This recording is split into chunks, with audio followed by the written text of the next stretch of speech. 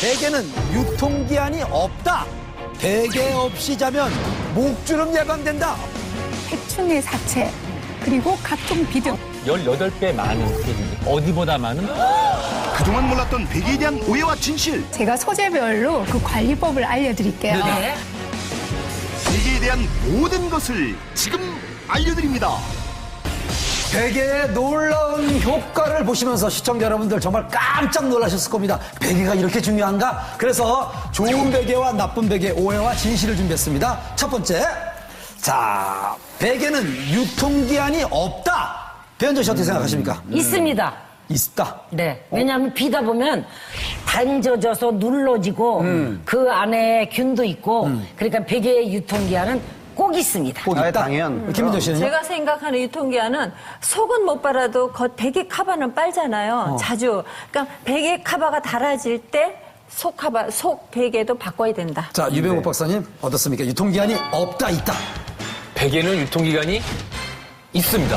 있어요? 네. 영국 맨체스터대에서 나온 연구 결과를 보면 최고 16개까지의 그런 균, 곰팡이들이 발견됐다고 합니다. 우리나라에서도 2011년도에 서울대학교에서 연구를 했었는데요. 18배 많은 세균이 어디보다 많은 변기로. 그래서 거기서 접촉 시에는 접촉성 피부염, 또 우리가 모낭충, 각종 곰팡이, 그래서 머리도 빠지고 그런 일이 발생할 수 있다고 합니다. 여기서 제가 소재별로 그 관리법을 알려드릴게요. 자, 유통기간은 보면 보통 원장님께서 많이 설명해 주신 메모리 폼하고 그리고 아까 라텍스 베개인 경우는 좀 딱딱하잖아요. 3년에서 5년 정도는 갈 수가 있습니다. 그런데 관리가 문제겠죠. 겉껍질을 자주 씻어 주셔야 되고요. 속에는 물로 빨게 되면 경도가 더 딱딱해지기 때문에 물로 빠시면 안 되고 그냥 그늘에서 말리시는 정도. 햇볕이 아니고요? 그렇죠.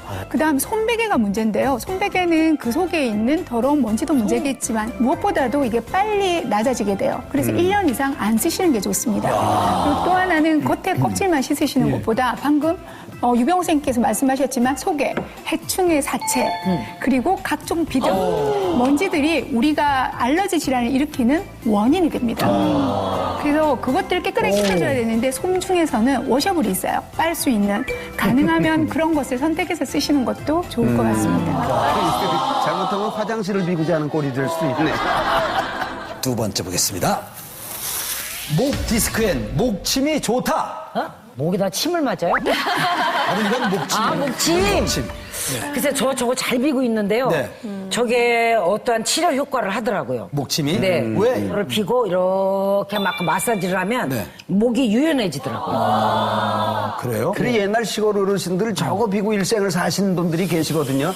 우리 어렸을 적에는 저 딱딱한 걸 비고 어떻게 잠을 주무실까 늘 그랬는데 그 뭐가 일리가 있습니까? 목침이라는 게? 목침은 정말 안 좋습니다. 왜 그러냐면요. 딱딱한 목침을 너무 오랫동안 피고 뭐 한 7, 8시간 잔다면은 물론 혈액순환도 안 되지만은 그 목에는 극돌기라는 것이 있고 목의 옆에는 관골이라는 게 있거든요. 관골이 그게 자꾸 전 딱딱한 나무에 부딪혀가지고 그게 두꺼워져서 거기가 골극이 자라요. 그리고 근데 그 사이에 신경이 지나가거든요. 근데 신경을 압박하는 협착증이 됩니다. 요거는 좀 마사지 효과로서 한 10분, 20분 또 찜질방에 가서 누워있는 동안에 뜨거운 데에서 근육을 풀어주고 마사지를 해주는 건 상당히 좋아요. 혈액순환이 되는 거죠. 자, 세 번째. 좋은 베개, 나쁜 베개, 오해와 진실. 허리가 아플 땐 허리 베개가 좋다.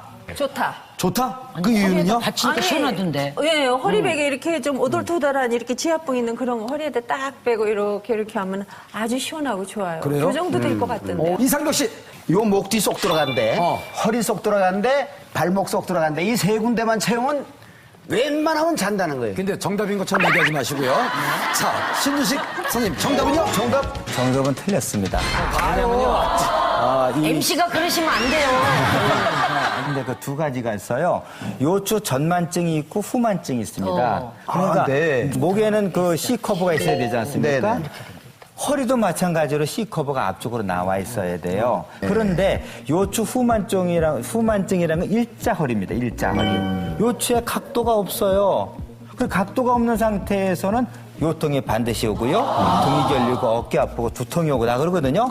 그런데 요추가 일자로 돼 있을 때는 아까 목에 일자 목에다가 커브를 만들어 주게끔 네네. 볼록 튀어나온 것처럼 네. 허리다가도 볼록 튀어나가게끔 아까 저 애기 벽에 같은 거 수건을 또 한 장 정도 이렇게 말아가지고 말아서 거기다 놓고 뭐 완전히 주무시진 않더라도 쉴 적마다 잠깐 넣어주시고 쉬면 좋아요. 네. 근데 이것이 너무 C커브가 크면은 요추 전만이 돼가지고 이 아랫배가 볼록 나온 것처럼 되지 않습니까? 네. 네. 이렇게 되면은 이거는 과전만이 됐기 때문에 펴줘야 되기 때문에 똑바로 누워서 무릎을 가슴에다 이렇게 잡아 당기거나 배꼽 있는 데를 살살 눌러주는 지압 이런 것이 돼가지고 어느 정도 그 만곡을 펴주면 좋아요. 네. 요추 전만과 후만을 자기가 찾아서 측정할 수가 있어요. 똑바로 누셔가지고 다리를 펴고 부인이 남편한테, 남편이 부인한테 아니면 자기 스스로 손을 갖다 손바닥을 허리 밑에 이 벨트에다 집어넣어서 하나만 쏙 들어가면 정상, 두 손이 양쪽으로 다 들어가면 요추 전만증, 하나도 안 들어가면 요추 후만증, 일자허리, 손이 하나도 안 들어가는 사람은 바로 애기 벽에 같은 걸 허리에다가 받쳐주면 좋아요. 근데 원장님 이거 보통 이제 잠이 잘 안 온다고 이렇게 엎드려 이렇게 자면은 잠이 잘 오거든요. 네네. 이건 어떻습니까? 엎드려 자는 게 안 좋거든요. 엎드려 자게 되면 골반이 한쪽으로 이렇게 다리를 구부리게 돼요, 이렇게. 무릎을 구부리게 되지 않습니까? 골반이 이렇게 가지고 요추가 골반이 이렇게 회전을 하게 됩니다. 외반 변이가 이루어지기 때문에 양쪽 다 그러면서 잘 적에 엎드렸다가 뒤척이는 건 괜찮은데 습관처럼 학생들이 공부하다가 엎드려서 자는 거, 또, TV 보다가 턱 꼬이고서는 앞으로 자는 거, 이런 것은 자세 불량의 큰 원인입니다. 엎드려서 자는 게 안 좋은 게요. 엎드려 자다 보면 고개를 돌려야 되잖아요. 그쵸. 그럼 이제 경추에 상당히 무리가 가고 또 심장이 눌립니다. 그러니까 심장에도 안 좋고 또 우리가 호흡을 하려고 하면 이제 횡격막이 들어 올려졌다 내려졌다 이렇게 되는데 이걸 깔고 누워서 자니까 호흡하는 데도 안 좋겠죠. 허리가 아플 땐 허리 베개 또 이렇게 수건을 잘 사용하는 것도 좋을 것 같습니다. 자, 이번 좋은 베개 나쁜 베개 오해와 진실 마지막입니다. 베개 없이 자면 목주름 예방된다. 배현정 씨. 그건 확실합니다. 전영록 씨가요, 베개를 안 비고요, 잠을 잤어요. 정말 나이에 맞지 않게 여기 목주름 늘어진 게 하나도 없어요. 네. 실제 그렇지 않습니다. 그래요? 목주름이 꼭 베개를 낫게 된다고 해서 그거보다는 목의 피부 상태 그리고 전체적인 건강 상태가 더 연관이 많지 꼭 베개의 높이로만 말할 수 없고요. 자칫 잘못하면 경추에 문제가 더 많이 생기기 때문에 그 방법은 안 쓰시는 게 좋습니다. 전영록, 너 거짓말했구나 그럼. 한 마리 가는 자, 제가 알려드릴게요. 네. 건강을 아까 수명 단축을 위해서까지 목주름 예방을 위해서 낮은 베개를 베기보다는 더 효율적인 방법은 피부 관리를 잘 해주면서요. 선블럭을 발라주는 것이 훨씬 더 피부 주름에 도움이 됩니다.